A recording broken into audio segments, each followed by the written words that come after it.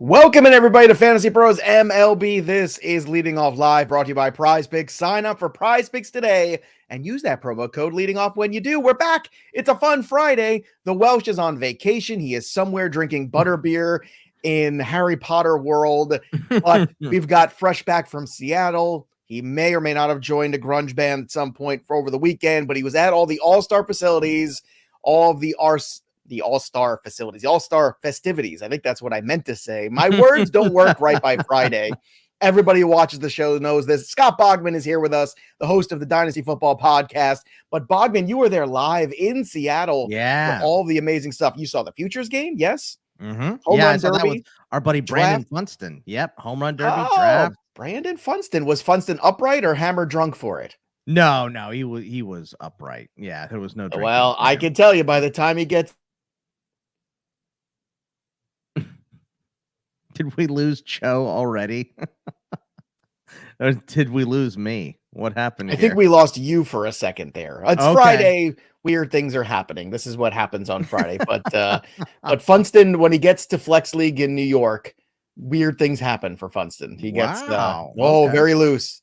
Very loose. No, I think I was more of the loose guy at the Futures game. So I'll just leave it at that. So well, it looks like I was gone and not you. So there you go. This is what happens when you take a couple of days off. Crazy thing. So let it go. I know. Just move on. So let's talk about it. Let's talk about the draft first of all, which is a fun event that MLB is really trying to push and make a thing. I always say it's hard because most general public and casual fans or even hardcore fans of baseball, you don't get to see these guys play that much. You see a little in the College World Series, but it's not like college football every Saturday. It's not like, you go through the NCAA basketball tournament, you see a lot of the guys who go to the NBA. So I know, we're familiar with some of the Skeens and some of the other guys that, were in the top 10, but how was that overall as a feel for an event for you? I'm just curious. As an event, it was very cool. Now, I had to talk to the Welsh about a lot of these players because I don't know a lot of the guys that are going. Obviously, I'm more of the dynasty football guy, so I know the college football guys more than the college baseball guys and high school guys. But I talked to Welsh, and he had basically said that, look, the Pirates seem to be passing on both the LSU guys, and then the LSU guy, Paul Skeens went first, and that got a big pop. And there was a good chunk of people. I mean, it was at the Seahawks Stadium, and the boos were loud.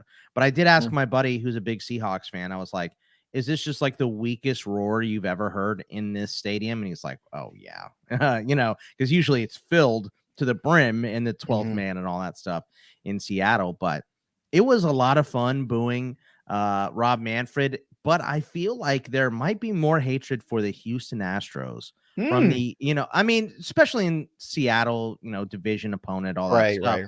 But I mean, the vitriol for the Astros. They booed Orbit, the mascot, when they were doing the mascot lineup before the home run derby and all that stuff. I mean, people are still mad at the Astros. And that was, they booed Kyle Tucker. They booed everybody. So that was fun to see as well. How was the Derby for you as an event? Some people think it goes on too long. I always think I love the new time element. To me, it makes things move a little quicker, but certainly Julio put on a show. I was so mad though, Box, because I had money on a Rosarena. And then after he advanced, guess what? Joey P put more money, and then he got to the finals, and Joey P said, oh yeah, everything's coming up, Randy. I was one home run shy. I was screaming at my television.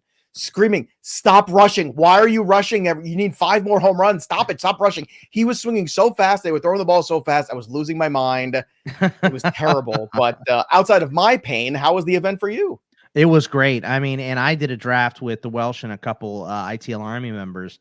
And my 2 picks, Joe, were Randy Arozarena and Vlad. So I was doing okay. I won no matter what in our pick'em.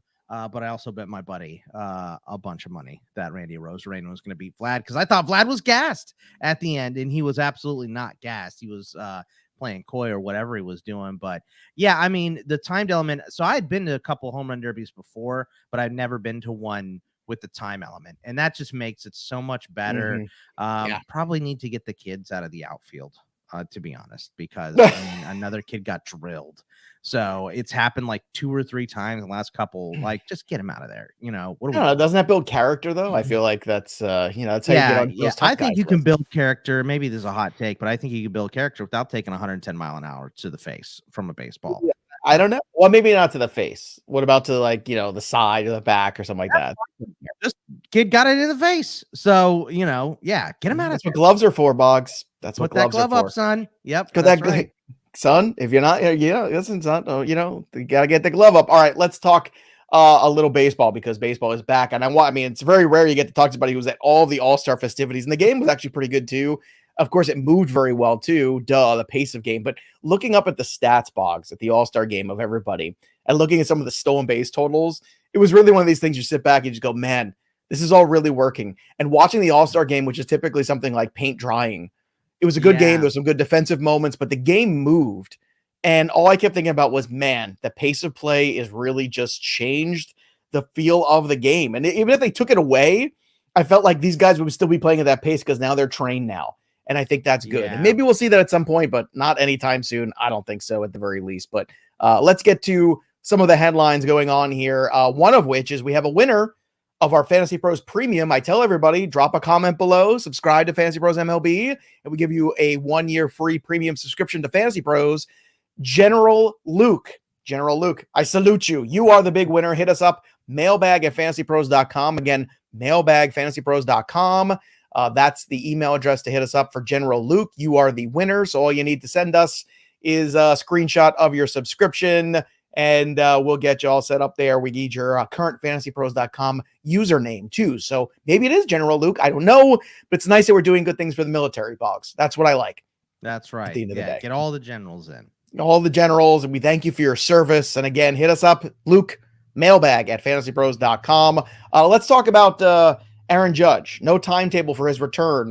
This is not a good, warm, and fuzzy feeling for Yankees fans or for fantasy fans, because if you have Aaron Judge in your rosters, you're kind of sweating right now. So, Boggs, what do you do here at this juncture in the season? Because if you have Aaron Judge, you haven't had him for a few weeks, the value of Aaron Judge in the marketplace is probably lower than it should be because of this uncertainty around the timetable. So are you just somebody you're just saying, hey, I'm stuck, you got to hold? Do you move other pieces you have to try to fill that Aaron Judge gap?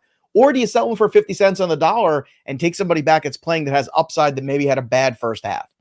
The only way I'm doing the last suggestion where you sell them for 50 cents on the dollar is if the rest of my team is outstanding.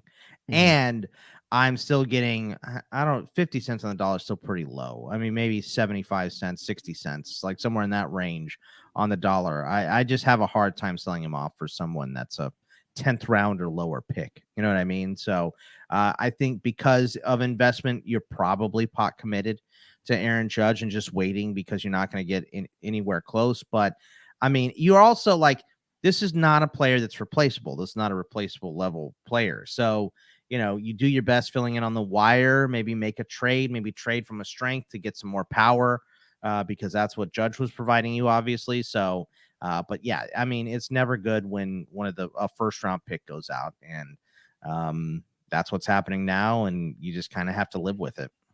It's a tough spot for those people who have fantasy playoffs coming, because if you want to wait till September for Judge, that's fine in those leagues where it's, you got to make it first. You got to make the playoffs, but in those, season-long roto leagues, you want to wait. Maybe you have a monstrous last 6 weeks of the season. That's fine from Aaron Judge. But if you're fighting for your life right now to get in the fantasy playoffs, I think you got to figure out what that Judge value is. And lucky for all of you, we have a trade chart at Fantasy Pros. You can go there and see what the trade value is of Aaron Judge right now and go check that out. Maybe we'll throw out some fictitious trades on Monday's show. Also, it's open season on Shohei Ohtani or Johei. Oh my God. How did I miss this? How did I miss this all this time where I could have been calling myself Shohei Ohtani? I don't know, but that's a shirt that needs to be made. But anyway, Shohei Ohtani's available. Johei Ohtani also available for kids' parties and other things. Apparently the Dodgers, which we all thought would be in on this mix. The Yankees apparently kicking the tires too, especially with this Judge injury. Yeah. The Yankees are kind of in a bad spot. They talked about a bat and a starter. Yeah. They could use everything. Who couldn't use both, let alone one guy? And Cashman has gotten a lot of heat lately because, let's be honest, the Yankees haven't gotten to that top level in quite some time. So let's talk about it. Jason Dominguez, I imagine, would be the framework starter of that deal, right?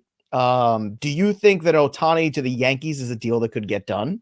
Yeah, I do. I think the Yankees have enough in their system to make it happen. And that's, I mean, the Angels, it's kind of funny. You heard Jeter and Big Poppy and A-Rod talking about this before the All-Star game, and they had different opinions. I mean, Jeter, who's worked in a front office before, said, I just don't know how you get it done. How do you trade a guy like this? Because what does that say to your fan base when you trade Shohei Ohtani? Why would they come back? Right. That's a big part of it. And then it's like, well, what does a deal look like too? We've never seen the framework around a guy like Ohtani because there is no guy like Ohtani. So I think it's going to be, if he does get moved, it's going to be an absolute blockbuster. And I would expect the Yankees or Dodgers to be the team in it. And I would expect it to be so many more pieces than we think, even for a rental, because most likely whoever trades for him will get him to sign an extension, especially if he likes it there. So you're more likely to if you trade for him. But also, if you're the Angels, there's no way he's coming back. He's not going to go away for 6 months and then come back to the Angels. So you are disappointing your fan base, and that return has to be very impressive, even for a rental player. So it's kind of a double-edged sword. I don't see how the maths for him to get traded. Because if I'm the Angels, I'm just like, I'm not trading him. I'll tell you how the math. I'm going to risk the same thing I told to Welsh. I'm going to risk it. You unload a portion of the Anthony Rendon contract on somebody. That's how you make the math. Because at the end of the day, that $115 million over the next 3 years, you got to pay that jabroni. That's the problem. That's how it's not even, I mean, Artie you Moreno's can't even really begin struggling to pay him, right? He can't make his payments. But here's the thing. It's like, how many bad contracts can you eat over the years? I mean, they've eaten a lot of bad contracts, going back to Vernon Wells and Josh Hamilton, and the end of the Pujols deal was not good for them, and they always get in the same situation. Now, I think the Yankees are actually more of a long shot, to tell you the truth. I think it's a harder sell. I think the Dodgers are the easy sell because it doesn't uproot him at all. He's in a spot where he could just stay in Southern California, just hop over, go play for the Dodgers, and then he's going to hit free agency, because I don't think there's any way that you can't imagine him going out to free agency. That's what I'm looking for when it comes to Shohei Ohtani. Also, John P. Morosi is saying that the Dodgers are interested in White Sox right-hander Lucas Giolito. Now, because Morosi said it, I guarantee you it's untrue.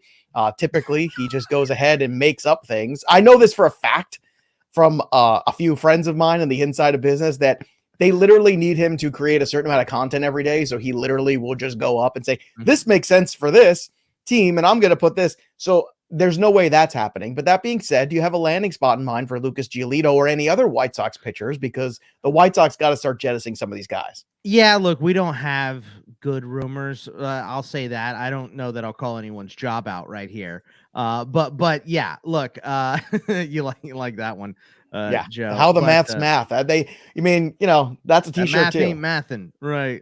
Math ain't mathin'. Look, we don't have good. There's so many teams that need starting pitching right now, so I don't think you could just say the Dodgers or the Yankees or whatever. The D-backs need starting pitching. The Reds. They have the Reds. Yeah, I mean, so many teams that are playoff eligible need starting pitching. So, it's going to be a bidding war for these starters, and they're going to get traded for too much, which is why for the last month I've been trying to get it in Welsh's head that the Diamondbacks are probably going to trade Jordan Lawler for someone that is not of Jordan Lawler's ceiling. And he doesn't want to hear it, but Perdomo just made the All-Star team. They just drafted a shortstop out of Stanford in the first round of the draft. You know what I mean? So no, you're Jordan probably Lawler right. Is the piece to move for a big pitcher. So in fantasy, when it comes to some of these names, let's say you have them on your roster, like Cease or Giolito or, Marcus Stroman or some of these guys that have pitched relatively well on bad teams this year who might get traded. They tend to have a lot, maybe an inflated value on the trade market. Are you somebody that wants to kind of cash in on that slightly inflated market value of those kind of pitchers at this juncture of the season before they get traded? Because, when a guy goes to a different spot, you never know how it's going to work out. Sometimes those situations are really good. You get the CC Sabathias of the world when he goes and he puts the Brewers on his back and he becomes an MVP candidate. And then you got some other situations where you trade for a guy and he's a complete bust and ends up really not helping a team. So are you somebody that just holds the line on these guys, or do you kick the tires on some trade potentially where maybe their value is a little higher than it should be? I like to test the waters, of course, to see if someone will give you an overpay. But in general, if a pitcher is pitching well and he's going to a better team, I want to hold on to that pitcher. So if he is getting moved, if he is getting flipped to a different team, like you said, yes, you can pick up struggles, new catcher, new staff, new defense behind you, different ballpark, different batters. Like it's all different. But if that guy is having a good year, I'm more going to trust in whatever he's doing is correct. And I'm going to lean on him keeping that momentum when he moves and still playing well. So I think for the most part, I want to keep those guys, but I'll always listen for an overpay. And don't burn any bridges. Don't be the guy that, like, when someone offers you a bad trade, you go over the top and offer them a worse trade. Don't do that. Just be like, hey, man, we're not even close. Hey, lady, this is not working. So, hey, lady, this is not working. That's why I said right before my divorce. I said the same. Hey, lady, is that right? This is just not working. That's exactly what I said. Yeah. That's exactly the verbiage. Oh, good times. Let's continue on here with the rookie lookie because the A's are trying to pretend like they care. This is fun. So they're calling up some prospects. Tyler Soderstrom is getting the call today. He did appear in the Futures game, so Bogman may or may not remember that. I know it was all of a blur. 21-year-old catcher. It was 7 innings, the Futures game. Yeah, well, I think it's always that. They don't play 9, right? It's always I think they used to, but they switched to 7. It might have something to do with beer when they sales, first started, it was definitely 9, but I think it's been 7 for a little while now. I can't. Welsh would know. That's a Welsh thing. No, I asked Welsh. He didn't remember either. So really, yeah, it's been a while. I mean, it happens once a year. Nobody remembers. We'll forget by next year. Oh, so he's a catcher with 20 home runs. Not any speed there. So the power's for real. Is hitting 254. I don't know if he's ready necessarily coming from AAA Las Vegas. The power numbers could be inflated because it's, Las Vegas and you never know with PCL numbers. And then they're also calling up Zach Geloff as well, who's hitting 304 with a 401 OBP, much higher OBP, was 100 points higher than Soderstrom. He's hitting 529 slugging, got 12 homers, 20 steals. So he could potentially help you out as well. Now, to me, I'm looking at these guys, and Geloff is the one that I would much rather be throwing fab on this week. What are your thoughts on these two A's prospects?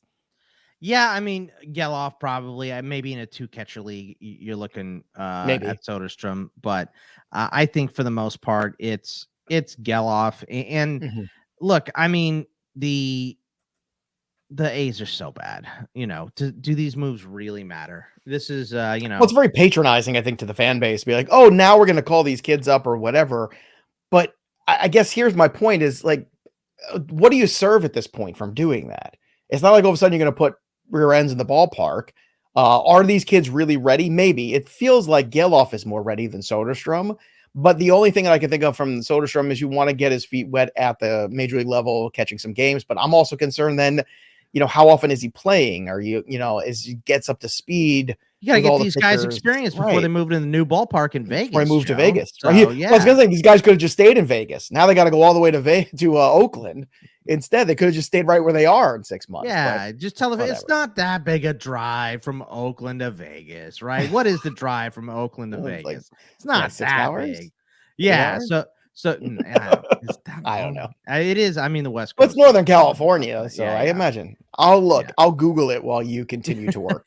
but I mean, look, with the A's, I mean, it's all condescending. It's like every move they do is insulting to the fan base. I had an A's fan send me a Sell shirt, so I wore it to the home run derby. I got a lot of compliments on it and everything as well. But yeah, in terms of fantasy, it's Geloff probably ahead of Soderstrom unless you're in a 2-catcher league and you have just a void at that second catcher spot. Maybe try Soderstrom just to see. But yeah, I also am with you, Joe. I do not understand what the A strategy is by bringing these guys up at this point. Maybe you're just rewarding these players because they've been playing well, but you're also throwing a single A team out there every day. So maybe, these are good moves. Anytime they bring up anybody, it's a good move for them. But it's also like, what is the point? Geloff from the stolen base standpoint is also intriguing. By the way, I nailed it. 8 hours, 37 minutes. 8 hours. Out. Wow. You know what? Vegas is pretty far down there. You know, you that's gotta go the same all the way amount up. of time it takes to get out of Chavez Ravine after a Dodgers game. So, might as well drive to Vegas. So nailed it. By the way, in case you missed it early in the week, podcast only, the Welsh and I did a little recap of the MLB draft. So if you're playing in dynasty leagues, or even if you're not, some really good information on some of those players. Again, it's audio only, so you're not going to find them on YouTube. Bogman's here, and you want the prospect takes. That's not it. I just want to remind everybody, because everybody knew we were off for a couple days, and some people I know just watch us on YouTube or listen on YouTube. You have to go to the podcast feed, so go subscribe there and go get that show. It's short. It's like 15 minutes long. We went through that injuries to talk about Yandy Diaz on the paternity list. So he hits a home run on the All-Star game, and then he says, I'll be back in a few days. Max Fried will make a second rehab start Saturday. All eyes will be on that. And then some possibly good news for the Astros, aforementioned, getting booed by everyone in Seattle. Altuve with the oblique begins a rehab assignment. That's good on the weekend. And Yordan Alvarez will begin a minor league rehab assignment also at AAA Sugarland, both of them. So that is good news, things moving in the right direction for both of them. Kaysen brings up a really good point. I'm going to get to that when we talk about betting. But before we get all that, first we got to talk about something else, which of course is that time of the show when we make prize picks. So if you haven't already, download the app, go to prizepicks.com and use that promo code leading off. Again, one word, leading off. You get 100% deposit match up to $100. And remember, you could do football on there. You could do soccer on there, anything, all the prize picking. It's all happening now. So if you haven't, go sign up with leading off and get your money in there. And you want to go during NFL season, you go make picks then too. That's right around the corner also. But for me today, Tyler Glasnow, I know 8 is a big number, but Kansas City is the team that keeps on giving strikeouts. So I think he can get over. I'm thinking double digits for Mr. Glasnow today. Carlos Rodon making his triumphant return. 6 is the number for him against Colorado. I know Colorado's bad, but I just don't know how long Rodon is in for this game. So I'm going to go under on that one. And Wander Franco in that same game with KC, 8 hitter fantasy points. I'm going to go over that. Boggs, do you have any prize picks for the people today? First, did you see how disorganized they were at the All-Star game? They didn't even introduce the Rays players on the red carpet thing. They just left McClanahan and Franco out. So, no, I didn't even notice that. That's crappy. And by the way, the only thing crappier than that was the uniforms. And I know I sound like an old man. I hate it. But they were terrible. I love it looked like they had 5 infielders because the umpires in the National League have the same uniform. It looked terrible. They looked cheap on television. I'm telling you, on TV, they look cheap. They look like what you would get when you play, I don't know, All-Stars at, the Little League or something, or travel ball. I mean, I had uniforms that looked better than that at times when I was playing travel ball. Unbelievable. I like when they wear the uniforms of their team and that you're representing your team. I think that's part of the thing. Don't you? I could not agree anymore. I can't believe it. Usually you yell at me for being the old man yelling at the sky. And finally, I've gotten you there. So this is already a great show. I'm over 40. I'm there with you now. Yeah, but you're like Peter Pan, like I said before the show. Oh yeah, what is it? You and Welsh said when you were talking about me. Tell me you're single without kids, without telling me you're single without kids. That's what he said about John Monday. Just Seattle. Like Bogman is in Seattle all weekend for every event, not just for one thing. I'm going to die alone, but I'm going to sleep in every day up until I go into the dirt. So look at that. And sleep well. Well, here's my prize pick, next to getting you. us back on track, Joe. I've got Eduardo Rodriguez. No farmer's market at 8 a.m. You have to wake up. No, I've never been. What is 8 a.m.? Does that really I would exist? wake you up at 8 a.m. to go to the farmer's market. I love a good farmer's market. But anyway. No, thank you. Pass. I'm going to go over 6 Ks for Eduardo Rodriguez versus Seattle. Seattle has the second highest K percentage in the league, 25.7% right now. And Eduardo looked good. I think he had 6 Ks and like 4 1/3 in his return off of the IL last week. Kyle Schwarber over 1.5 hits, runs, RBIs. He's 4 for 12 with 2 bombs against Darvish. So if he just gets a hold of 1, I think he can hit that. And Trey Turner over 1.5 total bases, also against Darvish. He's 7 for 20 with 2 bombs. So hitting well over 300 there. So those are the 3 that I like for today. So let's talk a little betting here because Kaysen brought up a really good point, which is something that I've been talking about for, 2 weeks now. which is with Ohtani potentially getting traded, there's value getting reinserted now into this American League MVP conversation. Corey Seager is at the top of the board after Ohtani at plus 1,700. I don't think Corey Seager is winning MVP. I just don't. Marcus Semien, Wander Franco are plus 3,500. So is Bo Bichette and Randy Rosarena. You know what that tells you? Nobody has an idea if it's not Ohtani. The book is completely lost. So that being said, I want to talk about this a little bit because I think there are some interesting names that might potentially start to get into this conversation in the second half. Now, if Aaron Judge comes back sooner than later and is this triumphant return with a bad toe and he's a warrior, believe me, that narrative is going to kick into high gear.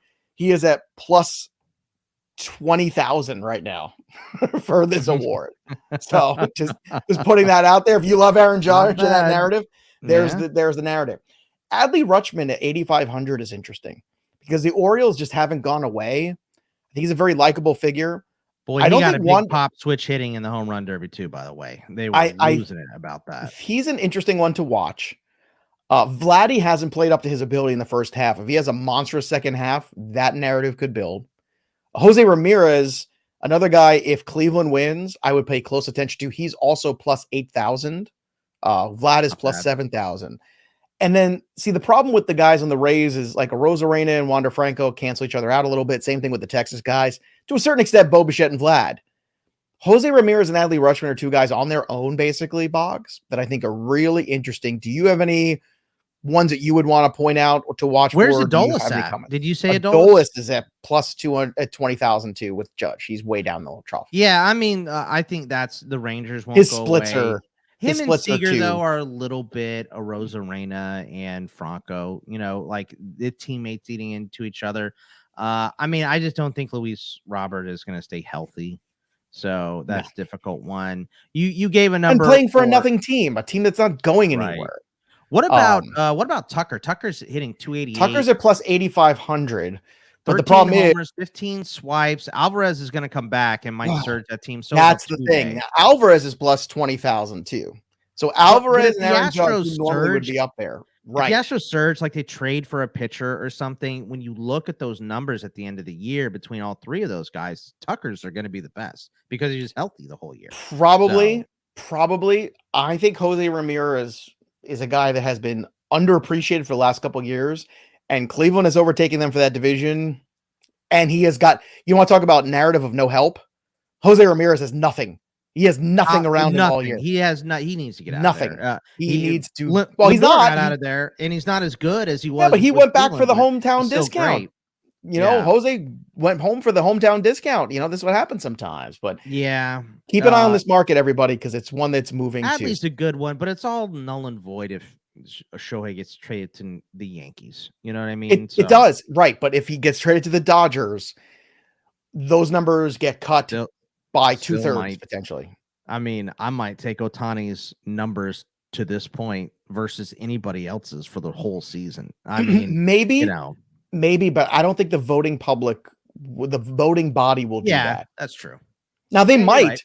But here's the other thing too. You could see that Ohtani number still stay for AL MVP and all of a sudden become plus money. Yeah, that's true. If he gets traded to the National League and nobody emerges in the American League, you could still get getting plus money, better number. The AL MVP. Well, I already did. I betted it to start at 250. So we'll see how that goes. Him and Julio are the only two MVP investments I made previously, but we'll see how that goes. Another investment you should make is So Rare. Go and play in our league, fantasypros.com/leadingoffleague, and join the So Rare army over at fantasypros.com/collect. It's free. It's fantasy. It's cards. You have your players. You have them forever. They're yours. It's a beautiful thing. And you compete against other people for fantasy dominance. So go check that out as well.